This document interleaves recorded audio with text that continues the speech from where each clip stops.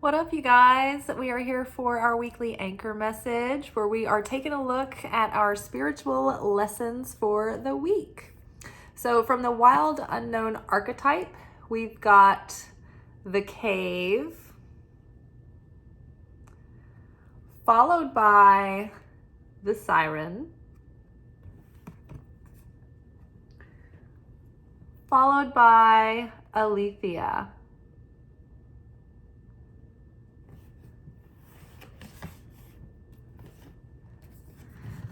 Underneath cave, we've got Three of Pentacles.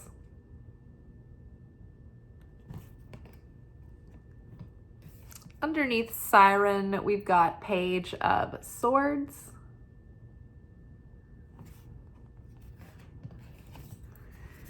And underneath Aletheia, we've got Magician.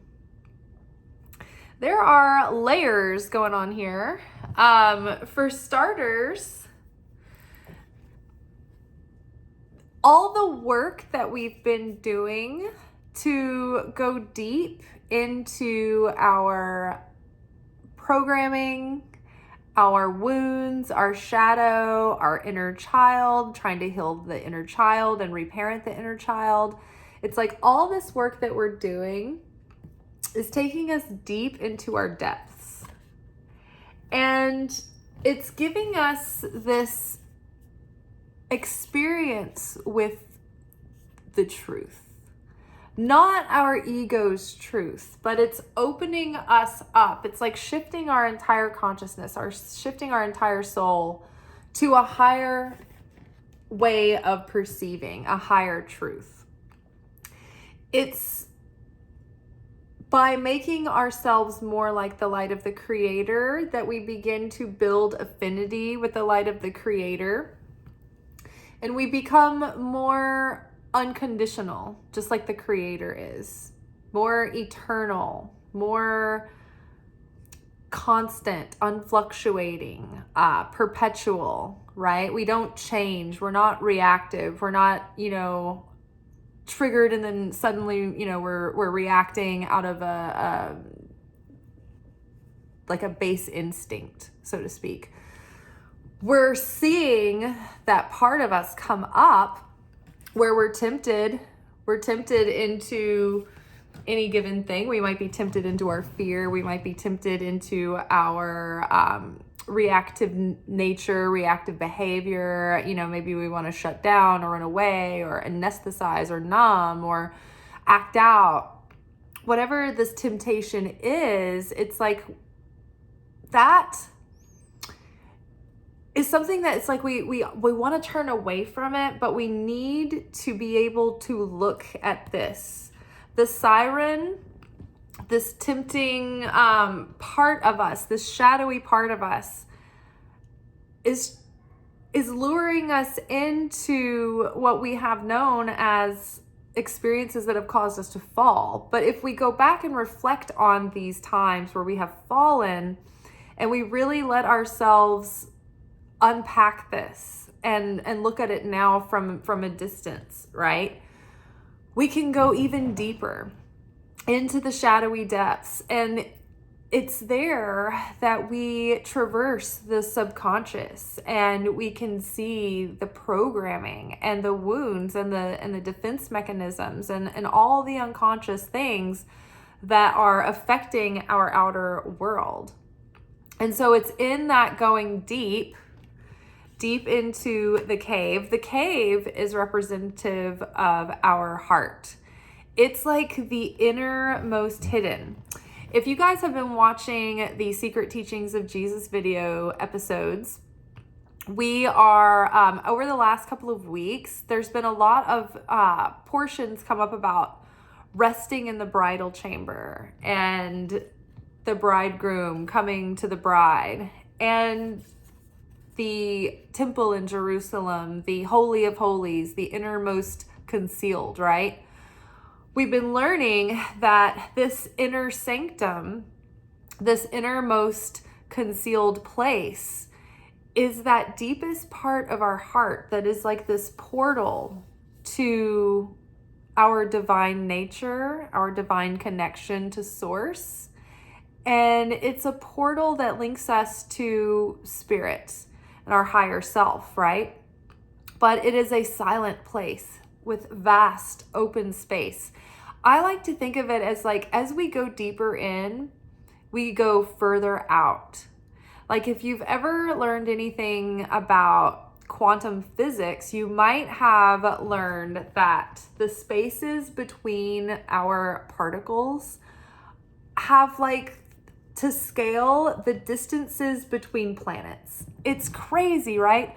So we go deep, deep, deep into the heart, which opens up into this expanse of space and silence. And this is the space where we get to connect, disconnected from the triggers and the consciousness and the ego's noise. It's like we can put all of that to bed. We're so distant from it in this place that we can actually feel the peace of the connection with the Creator. We can feel the whispers of spirit gently guiding us in towards our higher destiny. You know, we live a fated path. We're dealt a hand when we're born, and that's it, unless we do the work to awaken, to become conscious, and to correct our souls in this life. And what we're doing is we're tearing it down and chipping away at those layers of negativity and judgment and criticism and pain and sorrow and all the things that build up this thick skin, this callus that hides the true original light that the Creator put within us to be uniquely expressed out into this world. So our soul is glistening in purity at the deepest part of itself, our spirit. Our spirit isn't fragmented. There's nothing that needs to be brought into balance. There's nothing out of balance with our spirit. It's absolute perfection. So that is at the deepest part of us. And so there is this version of us, our higher self, that has none of the inner child wounds. It doesn't have any trauma. It doesn't have any fear or any self-doubt or insecurity or what have you. It doesn't have any scarcity mindset, no prejudices. And so it, in some dimension somewhere, is already living in that perfected state within that higher destiny that we have, that's like parallel to this life. And so as we heal our hearts and heal our minds and we grow and we change and we become more like the light, tick by tick, gradually, little by little, our life starts to adjust and shift and starts to look like that higher destiny until we start to mesh and merge the timelines. So in order to do that, though, we've got to go deep into the heart to hear the guidance from spirit and to get out of all the fray and the noise. And we have been doing that, and it's starting to pay off, because the Three of Pentacles here is like saying, okay, we've reached a first level of completion. Numerologically speaking, when you're in the deck, you've got Ace through 10. The numbers themselves are split up into 3 groups. 1 through 3 is the first stage of completion. 4 through 6 is the second stage of completion. And 7 through 9 is the final phase of completion, 10 being the overflow. So when we're at 3 of Pentacles, it's like if you were going to go climb Mount Everest. The first stage of completion would be, we've got all of our gear, we've got our team, and now we are going to ascend the bottom of the mountain to get to like the first base camp. And from there, this is where we're going to climb. But we've got to get there. We've got to get all of our stuff together, gather our, whereabouts, and then we'll set off from here. It's like we're at the beginning of the journey. We're prepared, but it's like now the building starts. We have laid a foundation of a new level of consciousness. We have seen our patterns enough to be able to start recognizing them, and we've done some work at rewriting them and creating new healthy patterns as opposed to our default settings that are responses to fear and to lack and to doubt. So we have a foundation and a sound and sturdy infrastructure from which to build on now.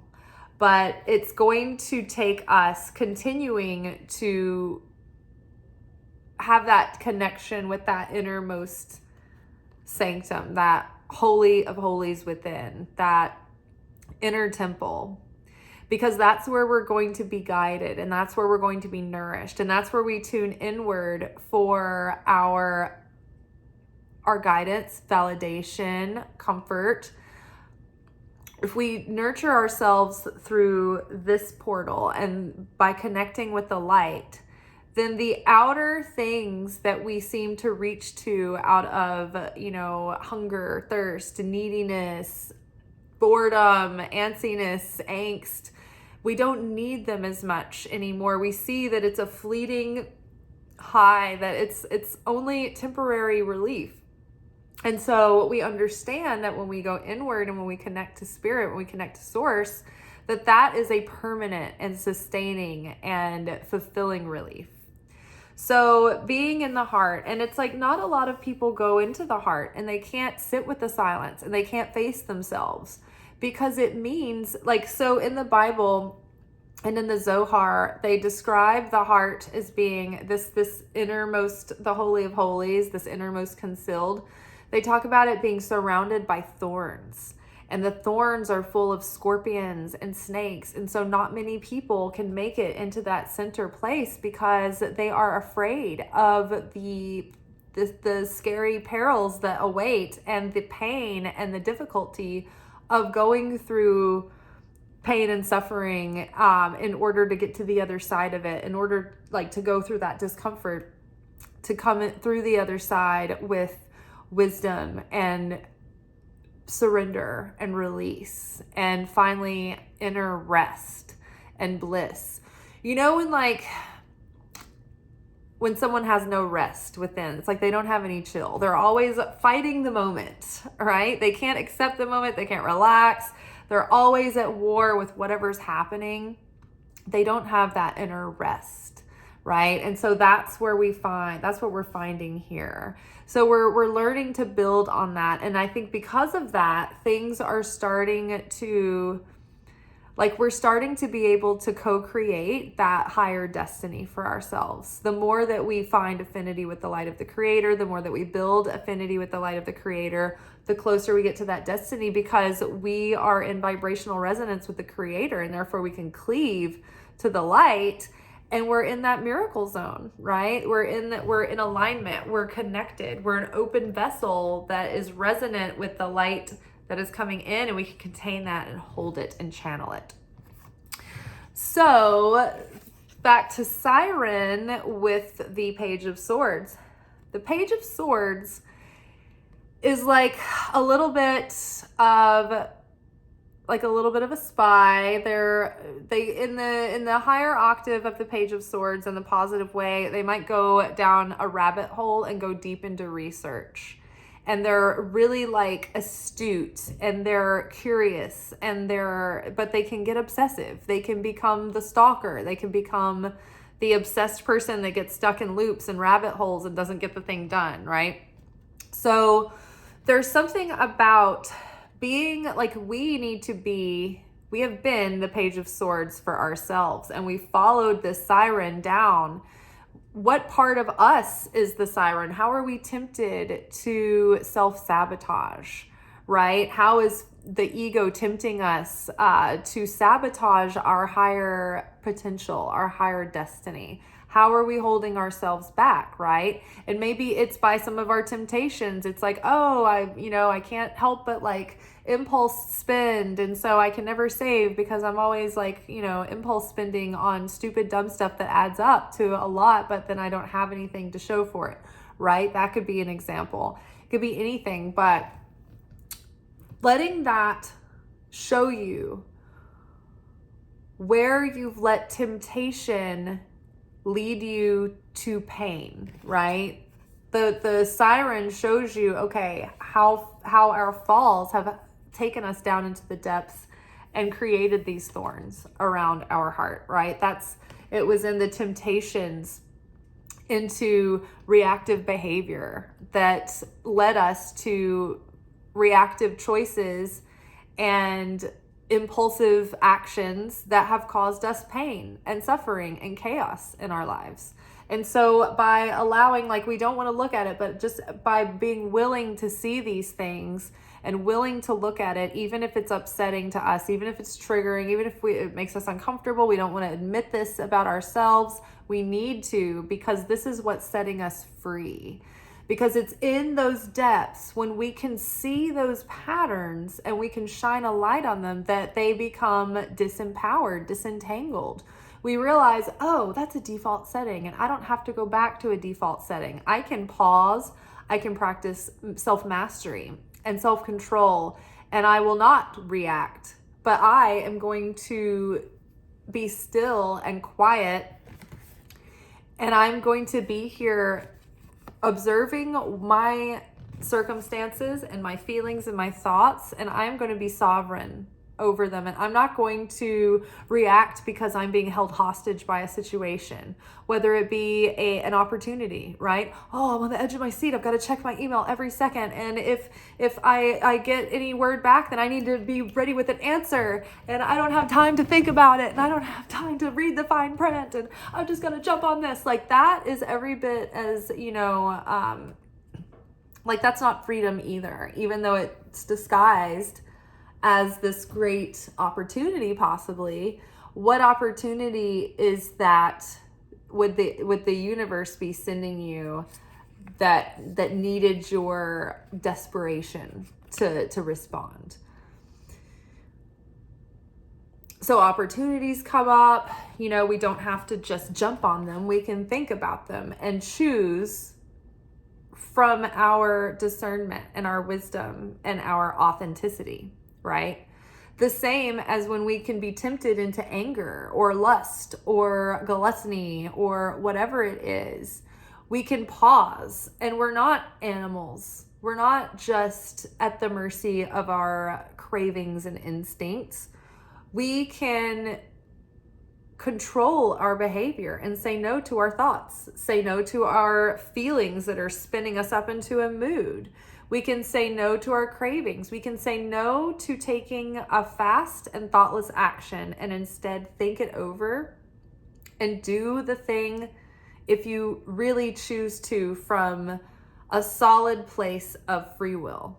Not because you think this is your only option.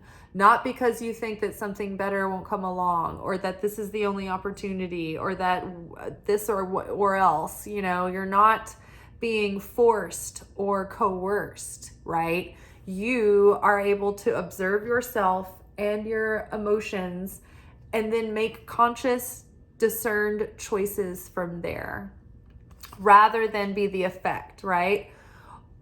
We are practicing becoming more like the creator, one, by practicing cause consciousness versus effect consciousness.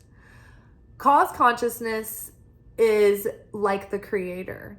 Nothing affects the creator. We don't know a lot about the creator, but we know about the light, which emanates from the creator.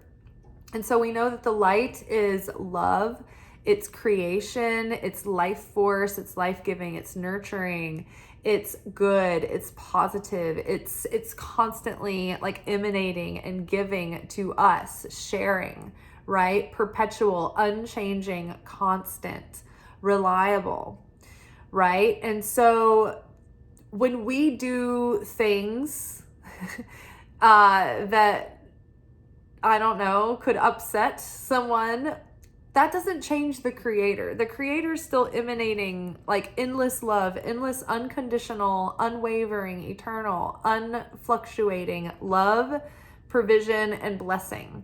But we, the vessel, like say that the light is always coming down, but sometimes we, the vessel, close off, right? We contract, or we don't resonate with the light, and so it doesn't mesh, it won't connect because there's dissonance. So when we go into a state of affect consciousness, oh, work's slow this week. Oh, I'm so anxious about money. Oh, I think I'm going to quit this job and go get another job. And then you get to the other job, and after 2 weeks of being 2 or 3 weeks of like having everything all up in the air, and you train, and then you start the job and you're like, wow, this is exactly the same situation I just left. Because you took an action out of reactive behavior, reactive consciousness, and then a seed level of chaos was spun into that action, into that creation.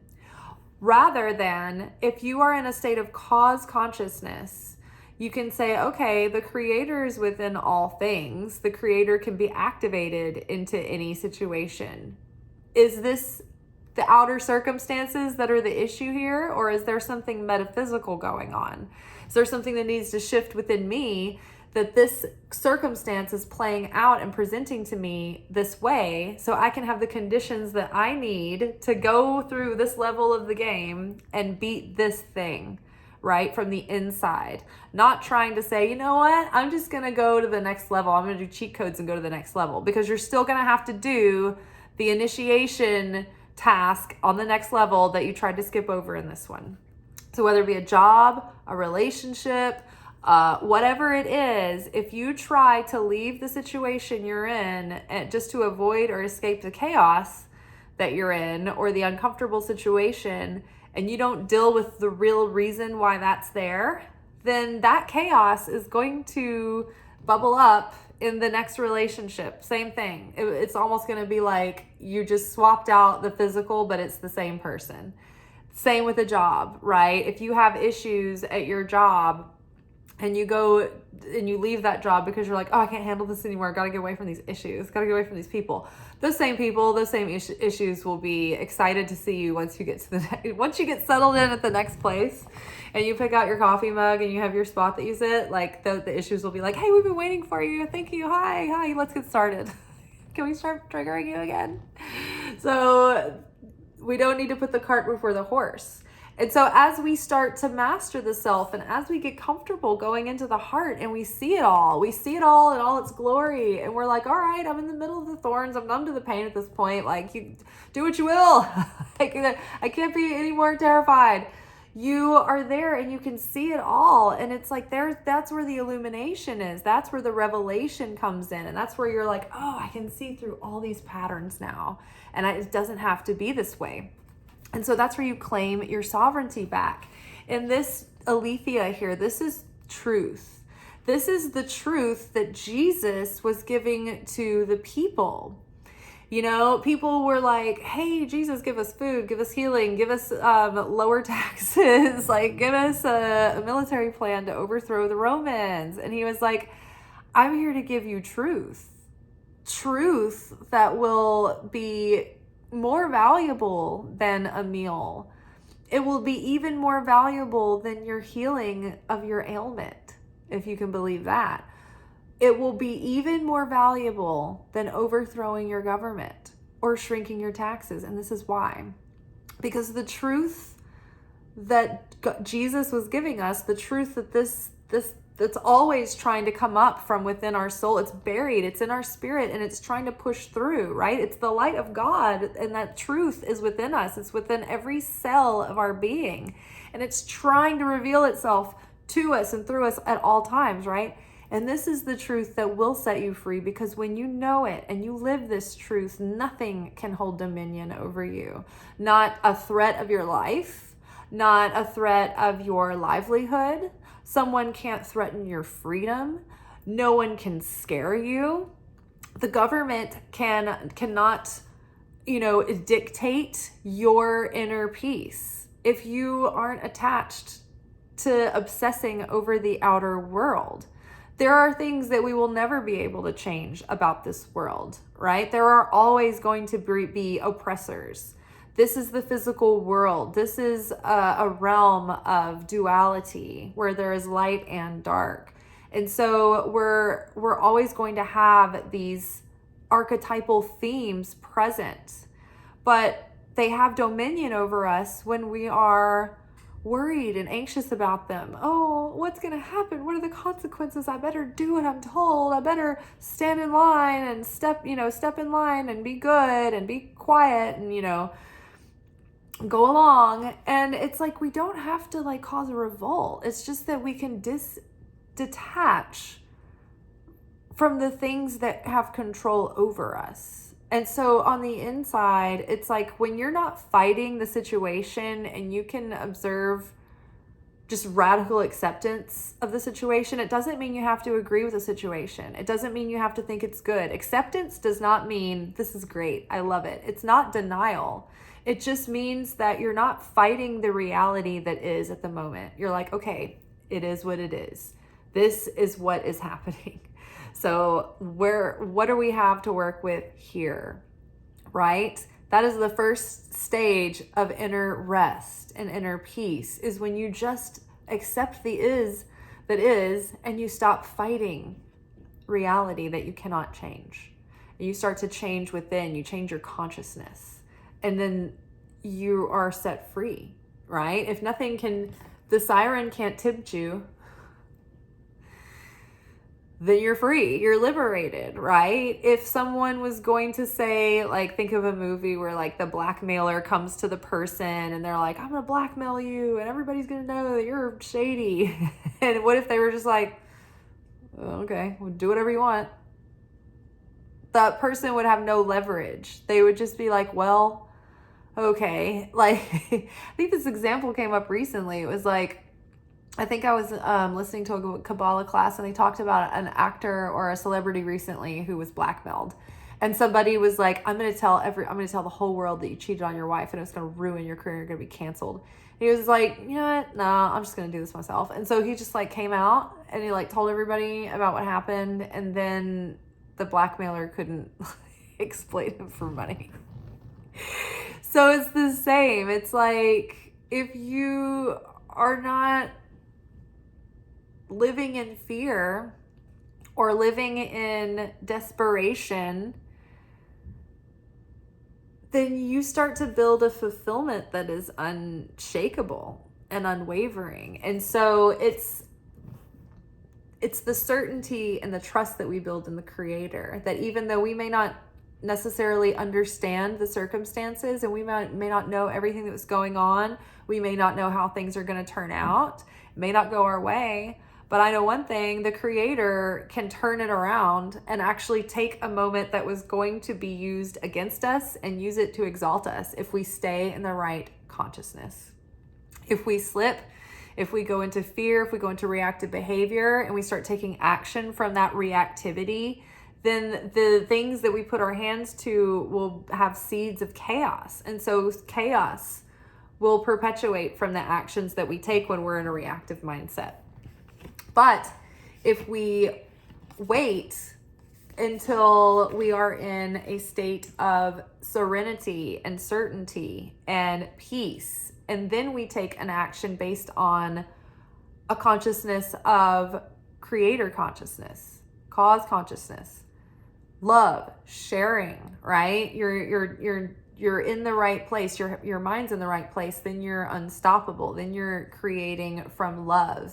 And that is a blessed creation that has the Midas touch on it, rather than if you're creating from fear and insecurity and control, or trying the attempt to control. And then that is when you create seeds of chaos. So we will know the truth. We will live the truth, and we will know the truth. And the truth, that truth will set us free. And it's not the truth of our ego. It's a higher truth. It's like a truth that illuminates us to when it's all about our ego and our ego's agenda. And this is what my body consciousness wants, and this is what the flesh wants to be pacified. It's a different truth. It's a truth that connects us to the awe of the magnitude of even beginning to think about the concept of God. It's like, wow. Oh, and then learning about how the inner functions of the universe, it's just like, it's amazing. And so it's when we understand our soul's purpose for being here on earth, which is to correct our tikkun, which is basically the karma of our soul. It's like the assignments of our soul through every lifetime, chipping away at those layers of negativity that we have built up around us. Then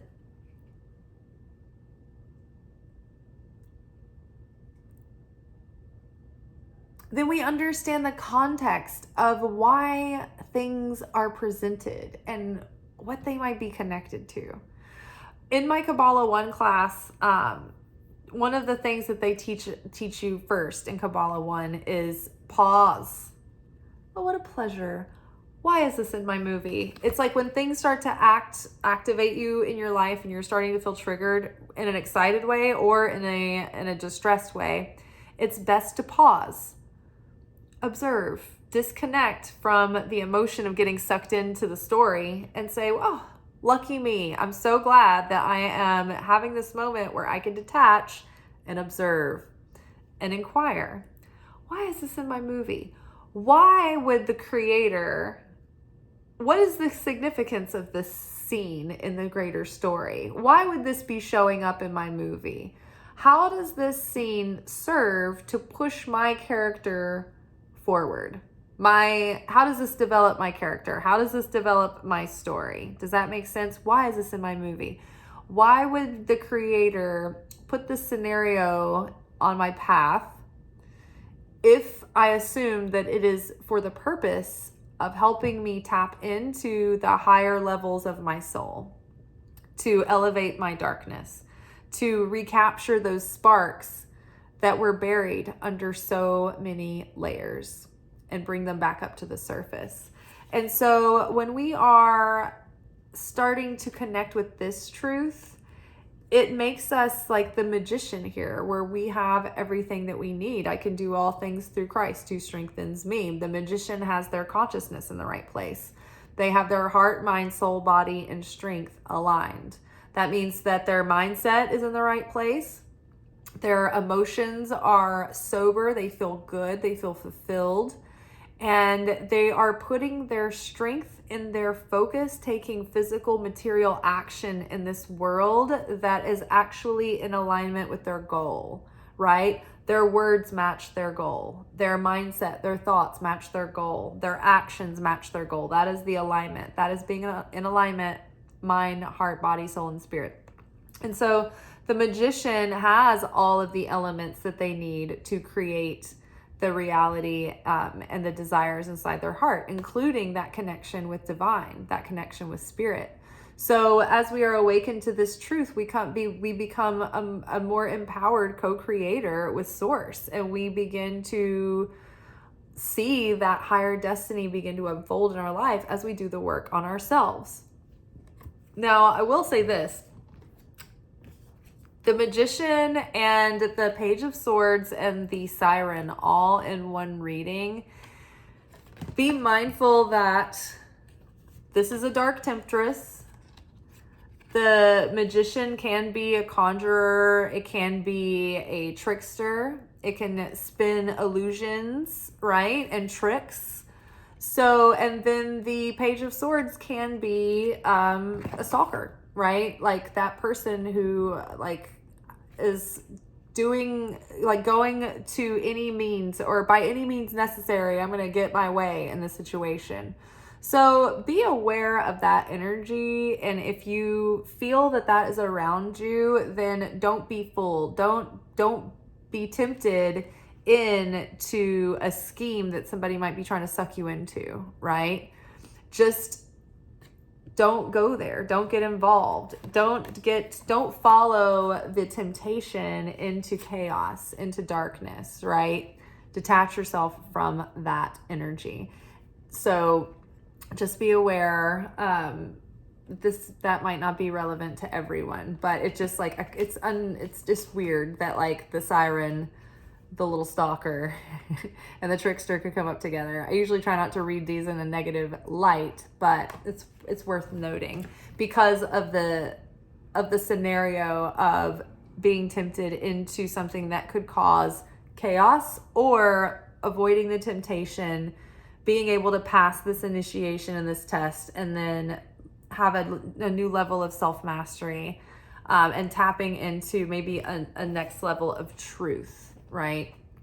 That sets you free and builds you, like sets you up to start building in the next phase, right? All right, you guys. Well, I hope that this is a helpful message. We will be back tomorrow for our weekly manifestation oracle reading, where we will kind of take a look at our goals and our desires and see where we need to direct our focus. All right, until tomorrow. Ciao.